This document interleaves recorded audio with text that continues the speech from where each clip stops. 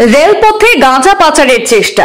Kanchenjunga express থেকে বৃহৎ পরিমাণ গাঁজা সহ 2 সরবরাহকারীকে আটক করল রেল পুলিশ। পুলিশের চোখকে ফাঁকি দিয়ে যাত্রীবাহী রেলে করে গাঁজা পাচারের চেষ্টা ব্যর্থ। লামডিং রেল স্টেশনে বৃহৎ পরিমাণে গাঁজা সহ আটক 2 সরবরাহকারী।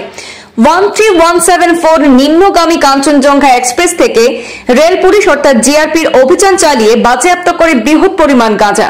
জিআরপির অভিযানে আটক করা হয়েছে 2 যুবককেও। তাদের কাছ থেকে বাজেয়াপ্ত করা হয়েছে 24 কিলো গাঁজা, যার বাজার মূল্য আনুমানিক 2 লক্ষ টাকা হবে।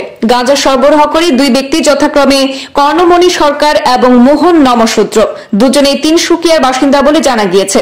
লামডিং জিআরপি ধৃত পাচারকারীদের হেফাজতে নিয়ে জোর তদন্ত শুরু করেছে। এক সেকেন্ড